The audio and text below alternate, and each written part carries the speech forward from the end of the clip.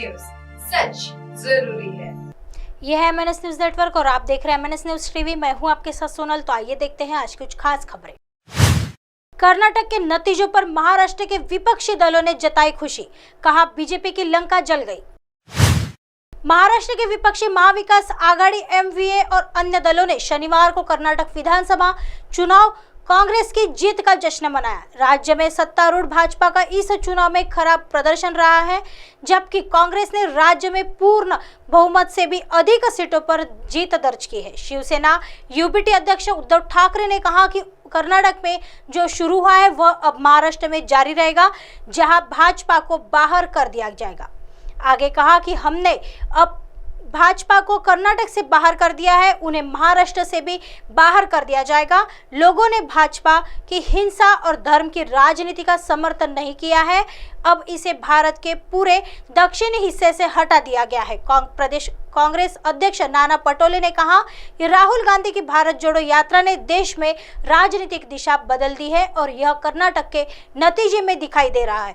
उन्होंने आगे कहा कि कर्नाटक ने दिल्ली के झूठ और 40% लूट, कट्टरता, सत्तावाद और जाति धर्म की राजनीति, ED, IT, CBI का दुरुपयोग, राजनीतिक प्रतिद्वंदियों के खिलाफ फर्जी मुकदमे दर्ज करने आदि के भाजपा के भ्रष्ट डबल इंजन को हराया है।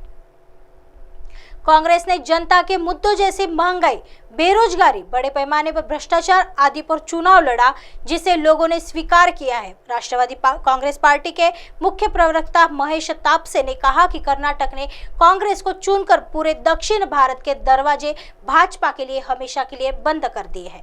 कर्नाटक के लोगों ने पूर्ण बहुमत के साथ कांग्रेस को चुनकर धर्म, जाति, भ्रष्टाचार का समाप्त कर दिया और धर्मनिरपेक्षता और विकास को गले लगा लिया। यह प्रधानमंत्री नरेंद्र मोदी जी की व्यक्तिगत हार है और सभी धर्मनिरपेक्ष ताकतों की जीत है। शिवसेना UBT के राष्ट्रीय प्रवक्ता किशोर तिवारी ने कहा कि कर्नाटक मोदी युग के अंत की शुरुआत है। वही शिवसेना UBT के उपनेता डॉक्टर रघुनाथ कुचिक ने कहा कि कर्नाटक के नतीजे से पूरे दक्षिण में बीजेपी की लंका जल चुकी है और इसके नतीजे पूरे भारत में और 2024 के लोकसभा चुनाव में महसूस किए जाएंगे। वे अपनी हार के लिए किसी और को दोष नहीं दे सकते। कांग्रेस के वरिष्ठ नेता अशोक चौहान और पृथ्वीराज चौहान ने कर्नाटक के लोगों को द्वारा जाति, धर्म, धन, बाहुबल की शक्ति और तानाशाही रवैये की राजनीति के साथ साथ भाजपा को सिरे से खारिज करने के उनके बुद्धिमानी भरे फैसले की सराहना की। आइए बढ़ते हैं अगली खबर की तरफ। यूपी निकाय चुनाव के नतीजे ने दिया अखिलेश यादव को बड़ा संदेश, न संभले तो देर हो जाएगी। उत्तर प्रदेश निकाय चुनाव के परिणाम सपा प्रमुख अखिलेश यादव के लिए फिर संदेश लेकर आए हैं। अगर वे अब भी नहीं संभले तो लोकसभा चुनाव में भी उनके लिए रास्ते आसान नहीं रहेंगे। राष्ट्रीय राजनीति में जगह बनाने में बहुत मुश्किल आने वाली है।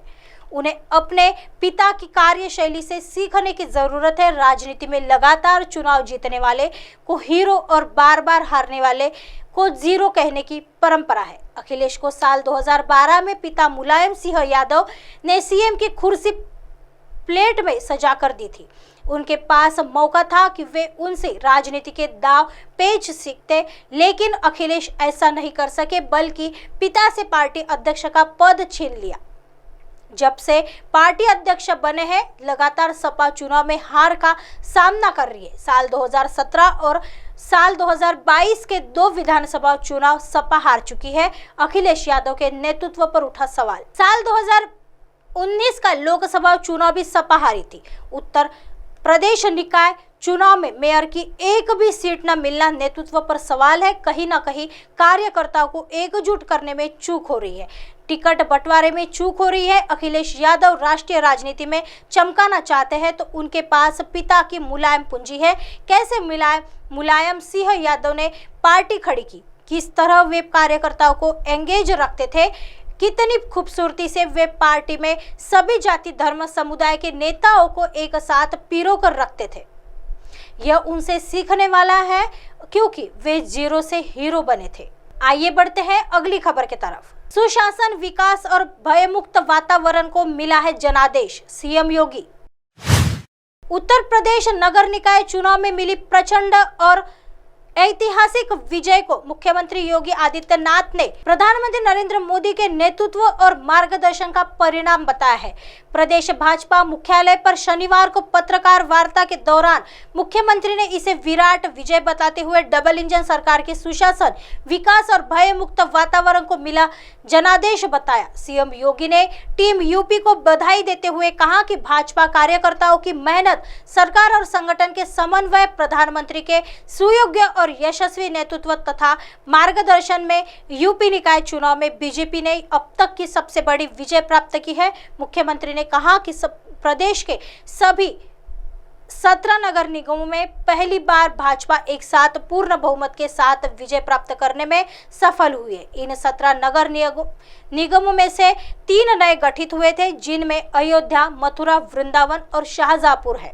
शाहजहांपुर में पहली बार नगर निगम में के चुनाव हुए हैं। इन सभी 17 नगर निगमों में 5 लाख से लेकर 50 लाख की आबादी निवास करती है। इतनी बड़ी आबादी की जनता को प्रदेश के अंदर बुनियादी सुविधाएं और स्मार्ट सिटी के रूप में विकसित करने के विजन को डबल इंजन सरकार के आगे बढ़ाया है। आज का ये जनादेश आप सबके सामने है। ऐसे ही दिन भर की तमाम बड़ी खबरों से आपको रूबरू कराएंगे। तब तक बने रहिए MNS न्यूज के साथ। नमस्कार।